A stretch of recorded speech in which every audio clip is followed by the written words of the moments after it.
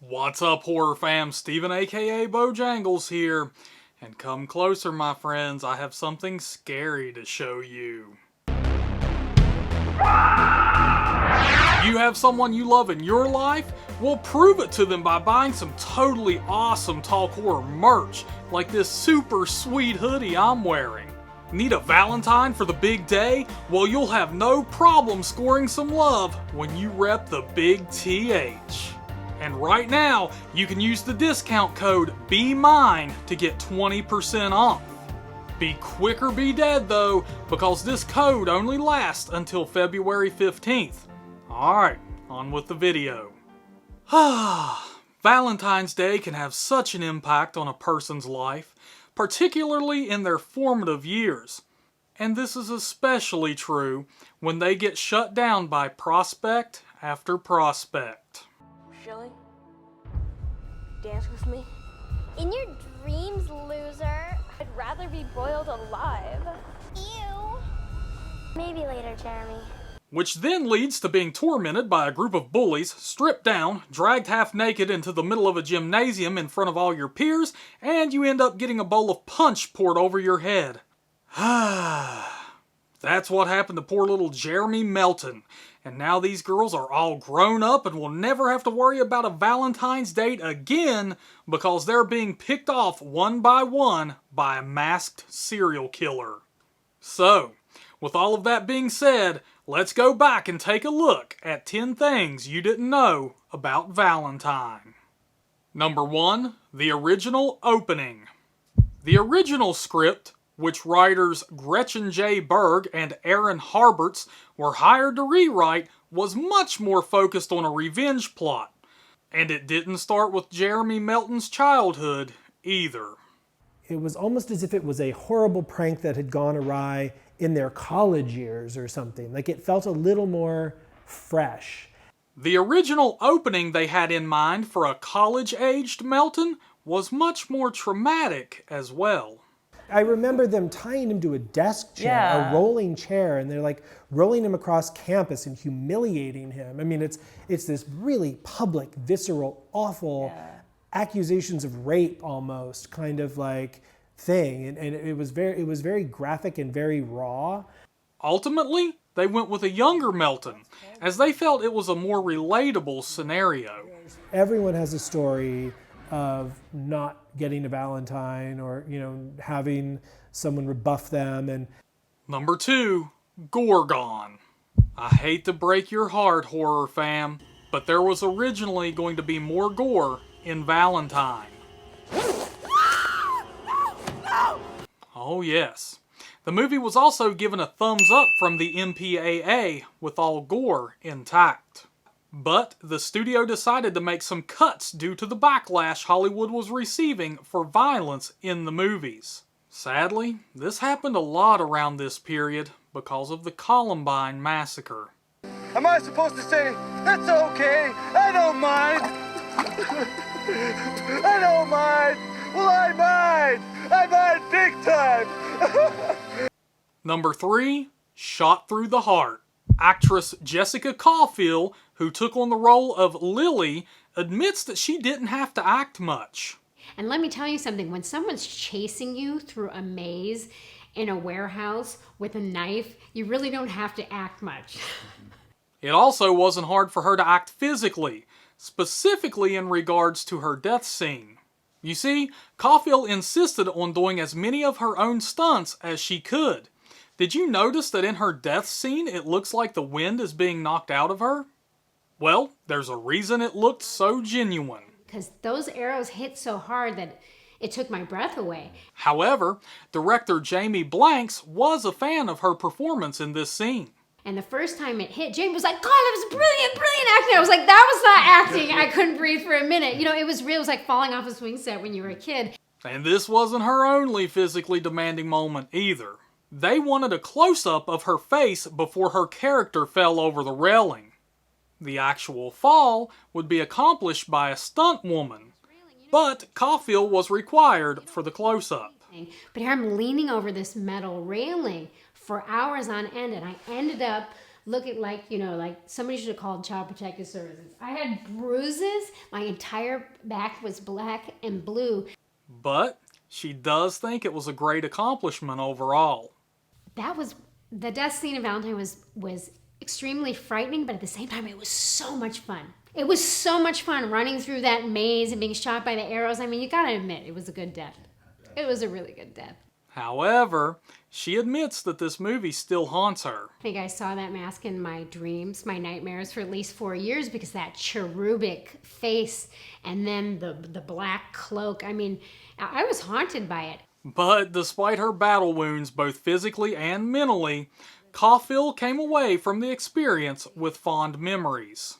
But the behind the scenes was nothing but fun. Number 4, the original ending. In the first draft of the script written by Berg and Harberts, you'd be surprised to know who the original killer was going to be.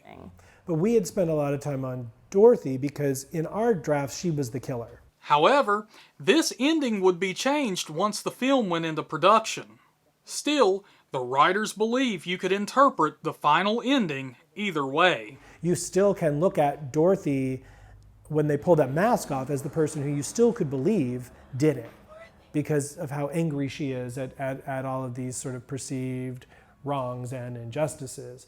So, if Dorothy was the original killer, what about Adam? I mean, ultimately, Adam, in the version where Dorothy was the killer, Adam did have a redemption. Yeah, he saved the day. Kate did learn that she could trust him, and ultimately, that was a romance that would have, probably continued on. But another thing that probably drove these poor writers insane was that the Hollywood Reporter leaked the fact that actor David Boreanaz was going to play the role of the killer in the film. So, this information became well known before the movie was released, and the writers didn't even want him to be the killer in the first place.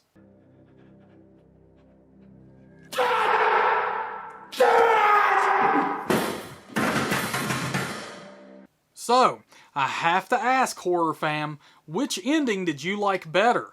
Dorothy being the killer or Adam being the killer? Leave your comment below and let me know. Number 5, the long chin of the law. Blanks originally wanted a face that horror fans could recognize to take on the role of Detective Vaughn. Specifically, he wanted someone like Bruce Campbell from the Evil Dead franchise. Hail to the king, baby. Or Reggie Bannister from the Phantasm series. Come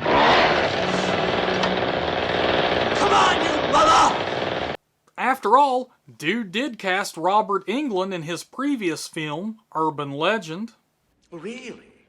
But, with the film being shot in Canada, they went with Canadian actor Fulvio Cesare, and Blanks did admit that he enjoyed his performance.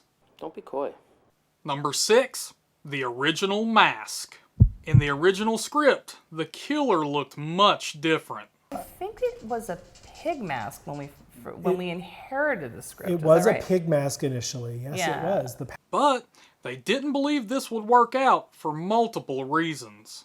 The killer didn't have an identity, a marketable identity, and that was another thing. And then we developed it more with Jamie, but I think that was where we were sort of talking about the Cupid and how to pull some of these things together a little bit more. And also, We did the deep dive on the researches. Maybe when we started talking about something different and a little more iconic to Valentine's Day. And so they went with the cherub mask. but the cherub it's perfect. It's creepy. I had it in my office up until not long ago because it would continue to freak me out too. I was like, I can't have it in here anymore. Number 7, you're eating maggots, Lily. The infamous maggot candy scene. Originally, the props department had made candy with fake maggots inside. However, since they do a cutaway in the scene, they discovered that they'd be able to just insert some real maggots into the candy. Yummy. Number 8, cut the kissing. Kissing someone you don't know isn't the easiest thing to film. You don't know each other's names, your tongues are in each other's mouth. Now, imagine making out with someone you don't even know for an extended period of time when you don't even have to. Wherever we were in the panels, they were really far away in Video Village and we couldn't hear them telling us to, we didn't hear cut. So we kept making out for like 3 minutes thinking that the camera was still us and Jamie had to run up and was like, you guys! They were so not into it, in fact, both Jessica Cauffiel and Johnny Whitworth were daydreaming while making out. But I was thinking about the laundry I had to do at the hotel. Then I had to get a new pair of sweatpants because this ripped. And it was like, oh. And as for Whitworth, I was like, Johnny, what were you thinking about? He was like, God, I had to do 20 more reps at the gym tomorrow because, like the things you're thinking when you're making out. And that's one of the funny behind the scenes stories. But there was a silver lining. It was comfortable. I had nothing to complain about. He was a very good kisser, so it wasn't a rough job. Number 9, breaking out. In the beginning of the film, Marley Shelton is wearing a scarf, which you probably never put much thought into. I remember they had given me this scarf to wear that was some sort of synthetic wool, or I don't know what it was. However, something horrible was going on behind the scenes. But I broke out in hives. Ouch! And unfortunately for her, since the scarf had already been established, she had to finish out her scenes while continuing to wear it. I was like, please God, let's finish this scene, because I was like, just, red, blotchy, like in so much pain, burning. Number 10, killing Katherine. The original death of Katherine Heigl's character, Shelley Fisher, was much different than what we ended up with. Katie Heigl's character, she ended up getting, there was a chase through the downstairs of the college, and there was like this domino effect of like the killer had pushed over like a vending machine or something like that, and the vending machines like toppled, and she might have been on top of one or ended up getting crushed underneath one or something like that. Can you imagine how silly that would have been? Woohoo! Come to Papa! So why didn't we get it? I remember Dylan going, we don't have the money for that. Help me, I'm poor. No, listen. And that's it for this video, Horror Fam. I hope you all enjoyed it and have an absolutely amazing Valentine's Day. Keep those hearts nice and full, my friends. Alright, until next time, look horror, listen horror, talk horror. You brought me up here to show me your penis. Oh, that's so Disappointed!